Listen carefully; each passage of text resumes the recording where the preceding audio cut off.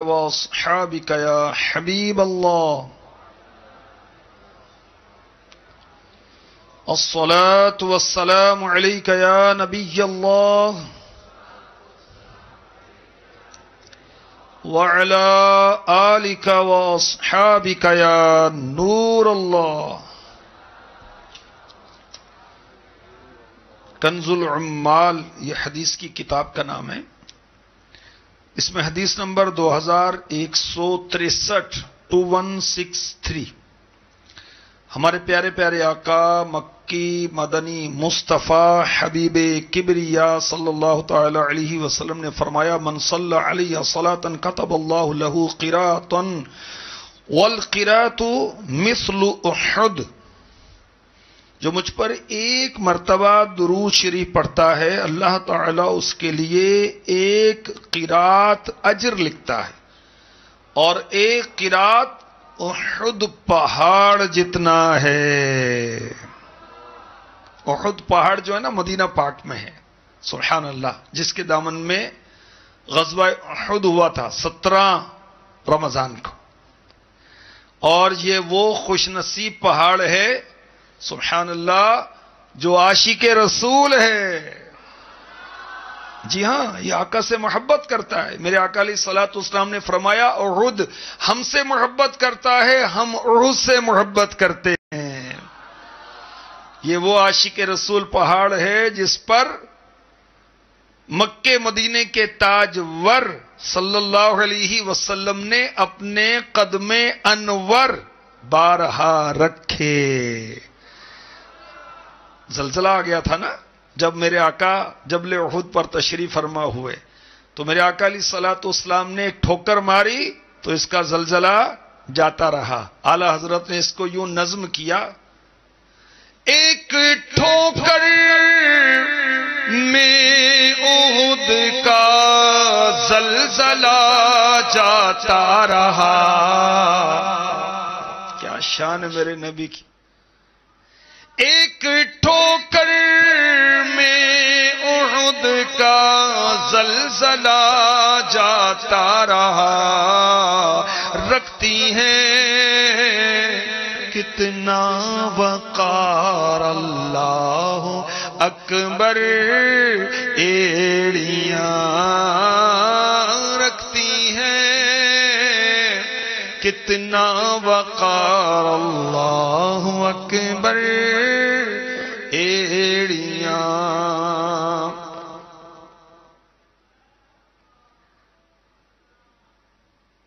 جنت میں لے کے جائے گی اے بھائیو نماز. انشاءاللہ آج کے سلسلے میں پارہ 6 سورہ نساء کی آیت نمبر 162 اور اس میں نماز کا کیا حکم ہے یہ ہم سنیں گے.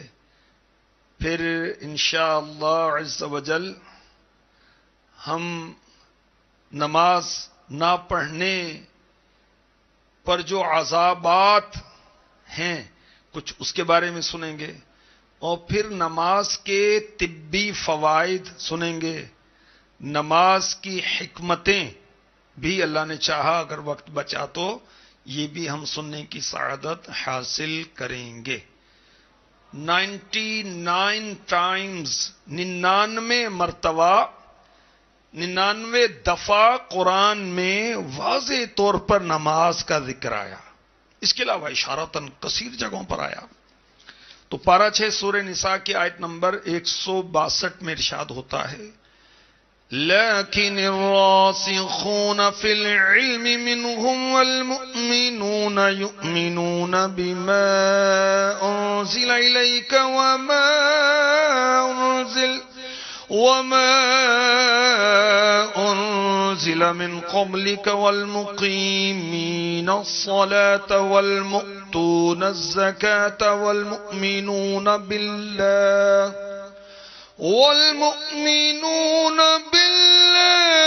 واليوم الآخر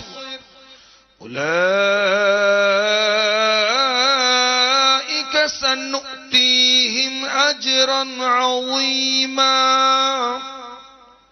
لیکن ان میں علم پختگی والے اور ایمان والے ایمان لاتے ہیں اس پر جو اے حبیب تمہاری طرف نازل کیا گیا اور جو تم سے پہلے نازل کیا گیا، اور نماز قائم رکھنے والے اور زکات دینے والے اور اللہ اور قیامت پر ایمان لانے والے، ایسوں کو عن قریب ہم بڑا ثواب دیں گے۔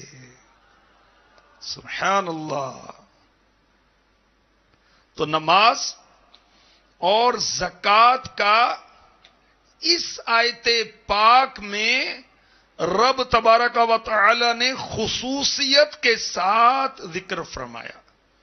نماز جسمانی عبادت ہے نا، اور 5 وقت پڑھی جاتی ہے جو فرض نمازیں ہیں، تو اس میں مشقت ہے۔ اور زکات کیا ہے؟ یہ ہے مالی عبادت۔ تو نماز اور زکات بدنی اور مالی عبادتیں ہیں۔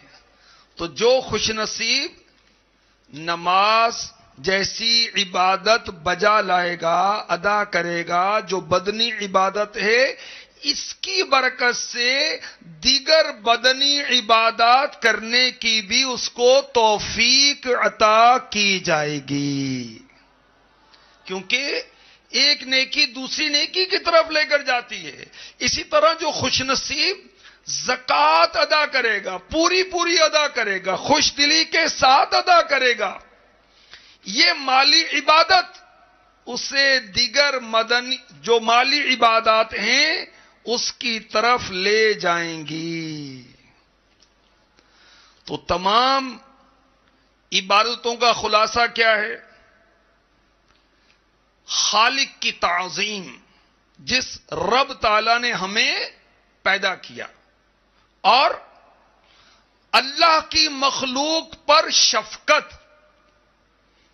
تو جو نماز پڑھتا ہے وہ اپنے رب کی تعظیم کرتا ہے، اور جو زکات دیتا ہے وہ مخلوق خدا پر شفقت کرتا ہے۔ تو کیا ارشاد ہوا؟ وَالْمُقِيمِينَ الصَّلَاةَ۔ تو اس کے تحت مفتی احمد یار خان نعیمی رحمت اللہ تعالی علیہ نے تفسیر نعیمی میں لکھا، گزشتہ انبیاء کرام اس سے مراد ہیں کہ ہر نبی کے دین میں نماز تھی۔ نماز کی اہمیت کا اندازہ لگائیں کہ ہر نبی کے دین میں، ہر نبی کے شریعت میں نماز تھی، رکعتیں مختلف، انداز مختلف۔ اور مفتی صاحب نے یہ بھی لکھا تفسیر نعیمی کی 6 جلد میں، یا اس سے یہ مراد ہے کہ فرشتے مراد ہیں، مقیمین الصلاۃ، اور نماز قائم رکھنے والے، یا تو انبیاء مراد ہیں کیونکہ سارے نبیوں کے دین میں نماز تھی، یا پھر فرشتے مراد ہیں کیونکہ سارے فرشتے نماز ادا کرتے ہیں۔ تو آیت کے معنی یہ ہیں، یہ لوگ اس پر بھی ایمان لاتے ہیں جو آپ پر اترا، یعنی قرآن پاک، اور اس پر بھی جو آپ سے پہلے اترا، یعنی جو پچھلی آسمانی کتابیں ہیں، اور گزشتہ انبیاء پر بھی ایمان لاتے ہیں، فرشتوں پر بھی ایمان لاتے ہیں جو نمازیں قائم فرمانے والے ہیں۔ تو ان کو اللہ پاک عن قریب بہت بڑا ثواب عطا فرمائے گا۔ کن کو؟ جو نماز پڑھنے والے ہیں، زکات دینے والے ہیں۔ قبر میں کہہ دیا جائے گا سو جا دولہے کی طرح، اور یہاں سونا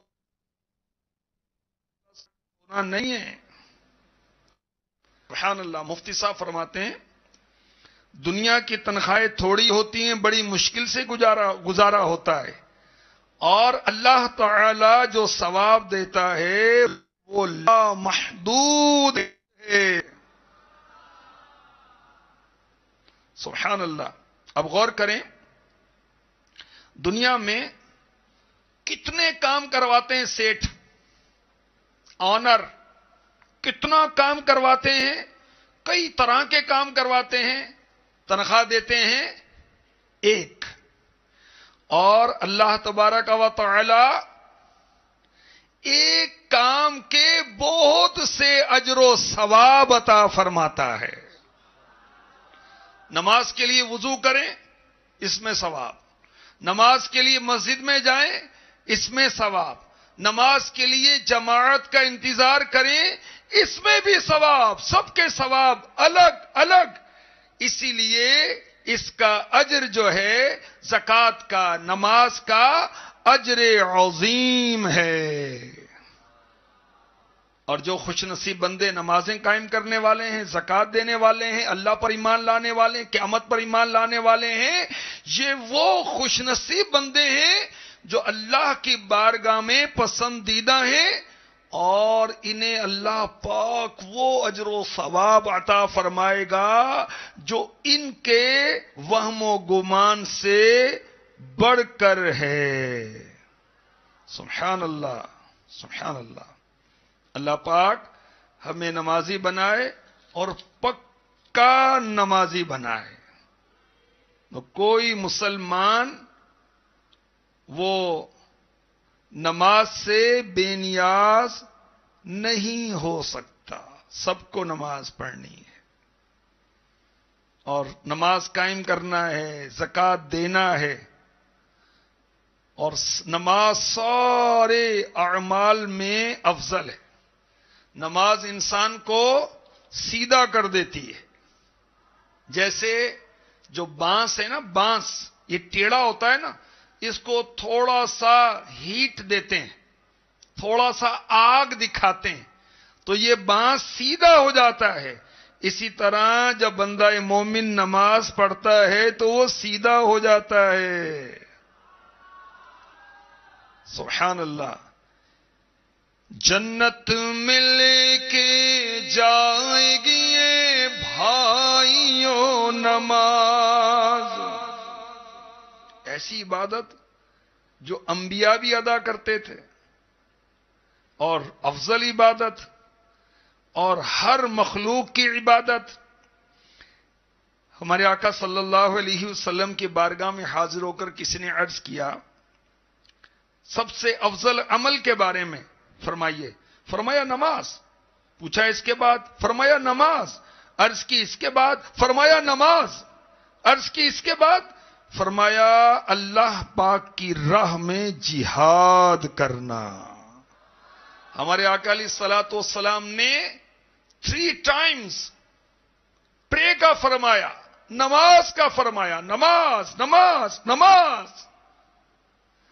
دیدار حق دکھائے گی یہ بھائیوں نماز. 2 بھائی تھے، ان میں سے ایک بھائی کا دوسرے بھائی سے 40 راتیں پہلے انتقال ہو گیا. تو جو پہلے فوت ہوا اس کا ذکر بارگاہ مصطفیٰ میں کیا گیا اور اس کی فضیلت بیان کی گئی. تو میرے آقا علیہ الصلوۃ والسلام نے فرمایا کیا دوسرا بھائی مسلمان نہیں ہے؟ صحابہ نے عرض کی کیوں نہیں، اور اس میں کوئی برائی بھی نہیں ہے. فرمایا تمہیں کیا معلوم اس کی نماز نے اسے کہاں پہنچا دیا. نماز کی مثال ایسی ہے جیسے تم میں سے کسی کے دروازے پر میٹھے پانی کی بڑی نہر ہو جس میں وہ روزانہ 5 مرتبہ غوطے لگائے. تمہارا کیا خیال ہے اس کے بدن پر کوئی میل باقی رہے گا؟ تمہیں کیا معلوم اس کی نماز نے اسے کہاں پہنچا دیا. سبحان اللہ. الفت خدا کی دل میں تمہارے بڑھائے گی. الفت خدا کی دل میں تمہارے بڑھائے گی. جام عشق کے پلاتی ہے بھائیو نماز، پڑھتے رہو جو رات میں اٹھ کر نماز تم۔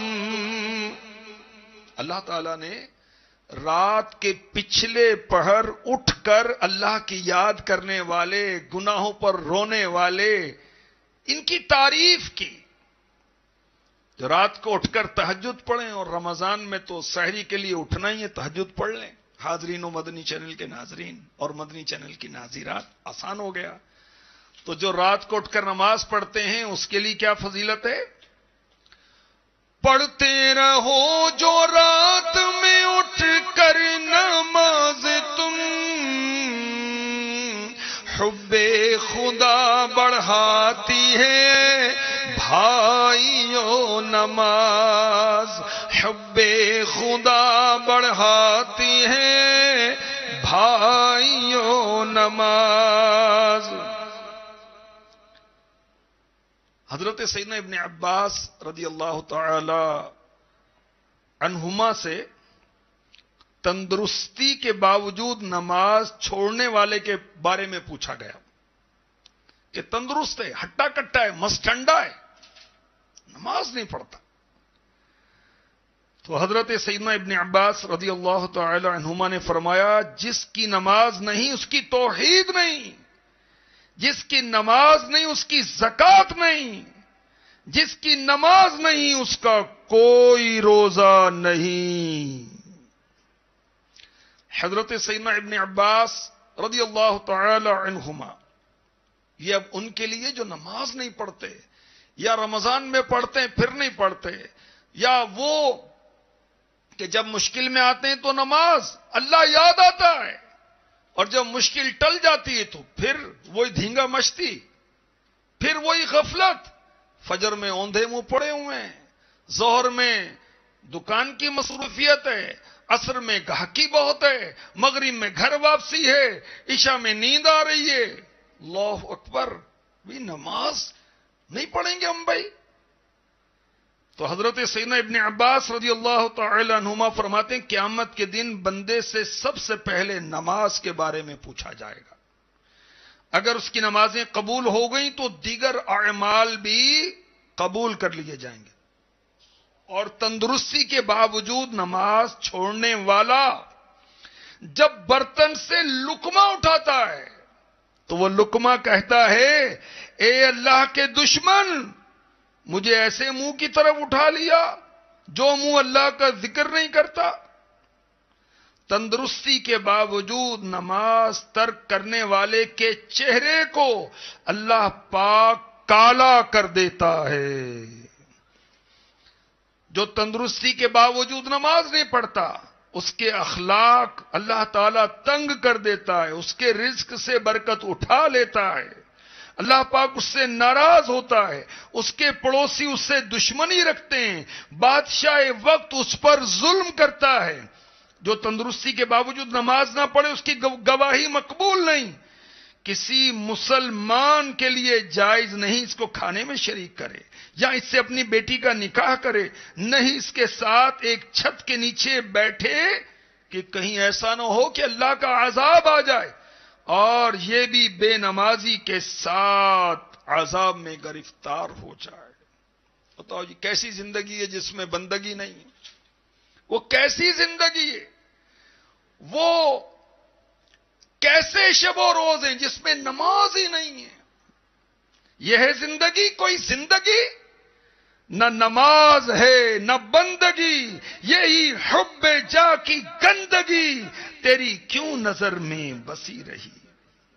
تندرستی کے باوجود نماز قضا کرنے والا قیامت کے دن آئے گا تو اس کی پیشانی پر، اس کے ماتھے پر 3 عبارتیں لکھی ہوں گی، اے اللہ کے حقوق کو ضائع کرنے والے۔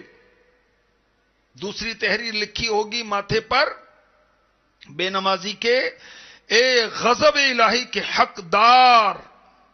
تیسری عبارت لکھی ہوگی، جس طرح تو نے اللہ کے حقوق ضائع کیے اسی طرح آج اللہ کی رحمت سے بھی مایوس ہو جا. آنسوؤں کا دریا بحر الدموع میں یہ روایت لکھی ہوئی ہے. مزید یہ ہے جہنم بے نمازی سے کہتا ہے تو میرا دوست ہے، کاش اللہ پاک تجھے مجھ سے جلدی ملا دے اور میں تجھ سے نماز کا انتقام لوں. تو نماز کا دشمن ہے، اس لیے اللہ پاک تجھ پر غضبناک ہے. جنت بے نمازی سے کہتی ہے اے خدا کے دشمن، تو نے اللہ کی امانت کو ضائع کیا، اس کے فرض کی ادائیگی میں سستی کی، میں تجھ پہ حرام ہوں. اور اللہ کی بندگی کرنے والے مجھ میں جہاں چاہیں قیام کریں. میری نہریں جاری ہیں، میرے پرندے چہچہا رہے ہیں، میرا نور ہر طرف پھیل چکا ہے، میری حوریں آراستہ ہو چکی ہیں. نقصان بہت اٹھائے گئے تاریک نماز. تاریک نماز یعنی نماز کو ترک کرنے والا، نماز کو چھوڑنے والا. نقصان بہت اٹھائے گئے تاریک نماز، جو نار میں تو جائے گئے تاریک نماز. ناراض گر خدا ہوا تجھ سے تو یاد رکھ، برباد ہو تو جائے گا اے تاریک نماز. دنیا میں وقت نزع بھی اور حشر میں بھی سن، آفات بہت پائے گئے تاریک نماز. کر لے عہد خدا سے کہ چھوڑوں گا نہ نماز. عہد کر لیں بھائی، انشاءاللہ اب ہماری کوئی نماز قضا نہیں ہوگی. مدنی چینل کے ناظرین اور ناظرات بھی نیت کر لیں. کر لے عہد خدا سے کہ چھوڑوں گا نہ نماز. کر لے عہد خدا سے کہ چھوڑوں گا نہ نماز. ایسے نجات پائے گئے تاریک نماز. نماز کا چوتھا فرض ہے رکوع، یعنی اتنا ہاتھ جھکائیں بڑھائیں کہ گھٹنے کو پہنچ جائیں. اتنا جھکنا کہ ہاتھ بڑھائیں تو گھٹنے کو پہنچ جائیں. یہ رکوع کا ادنا درجہ ہے. پورا یہ ہے کہ پیٹھ یعنی کمر سیدھی بچھا دے. اس کے میڈیکلی کیا فائدے ہوتے ہیں نماز کے؟ رکوع کی حالت میں جب آدمی رکوع میں جاتا ہے جسم کے تمام پٹھے ورزش میں حصہ لیتے ہیں.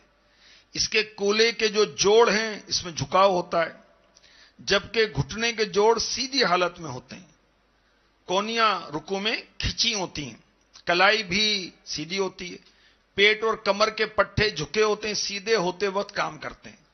رکوع سے کیا ہوتا ہے؟ بالائی اوپر والا آدھا جسم جو ہے جب جھکتا ہے تو خون پمپ ہوتا ہے، تو پنڈلیوں، ریڑھ کی ہڈی، ناف، گردن، ان کے جو عضلاتی اور اعصابی تناؤ ہے اس سے مضبوطی ملتی ہے. جو اندرونی پیٹ کے اندر عضلات ہیں تو پیٹ میں جو جگر ہے، آنتیں ہیں، گردے ہیں، مثانے، اس کی مالش ہوتی اور اس سے ان اعضاء کو فریشنس ملتی، تازگی ملتی ہے. جب آدمی رکوع میں جاتا ہے تو سینے پر ہلکا دباؤ پڑتا ہے، گردن اور دل کے عضلات کی ہلکی مالش ہوتی ہے، ان اعضاء کو راحت ملتی ہے. رکوع سے معدے اور آنتوں کی خرابیاں دور ہوتی ہیں. پیٹ کے عضلات کا جو ڈھیلا پن ہے یہ ختم ہوتا ہے. رکوع سے جو اسپائنل کارڈ جو ہے، حرام مغز، اس کی کارکردگی بہتر ہوتی، اور وہ مریض جن کے اعضاء سن ہو جاتے ہیں وہ اس مرض سے بہت جلدی افاقہ حاصل کر لیتے ہیں. رکوع سے کمر کے درد کے مریض اور ایسے مریض جن کے اسپائنل کارڈ جو ہے حرام مغز میں ورم ہو جاتا ہے، سویلنگ ہو جاتی ہے، وہ صحت یاب ہو جاتے ہیں۔ رکوع کرنے سے گردوں میں پتھری بننے کا عمل سست ہو جاتا ہے، اور جس کے گردوں میں پتھری بن گئی ہو رکوع کی حالت سے بہت جلد نکل جاتی ہے۔ ٹانگوں کی بیماریوں میں فائدہ ہوتا ہے، فالج زدوں کو فائدہ ہوتا ہے، آنکھوں کو، دماغ کو رکوع میں فائدہ ہوتا ہے، ہاتھ کی انگلیوں کو فائدہ ہوتا ہے، گھٹنوں سے اس کو پکڑتے ہیں تو اس میں بھی ورزش ہوتی ہے ہاتھ کی۔ فائدہ ہی فائدہ نماز میں، دنیا کا آخرت کا۔ اللہ پاک ہمیں پکا نمازی بنا دے۔ آئیے دعا کرتے ہیں۔ اللہم اجعلنا قائمین صلاة تکون سببا لرضوان الرحمن والغفران ودخول الجنان وانقاذ من النیران۔ اے اللہ ہمیں نماز قائم کرنے والا بنا، ایسی نماز جو تیری رضا اور بخشش کا ذریعہ بنے۔ یا اللہ ہمیں ایسا نمازی بنا کہ ہم جنتوں میں داخل ہو جائیں، ہمیں ایسا نمازی بنا کہ وہ نماز ہمیں آگ سے بچا دے۔ آمین بجاہ النبی الامین صلی اللہ تعالی علیہ وسلم۔ جنت میں لے کے جائے گی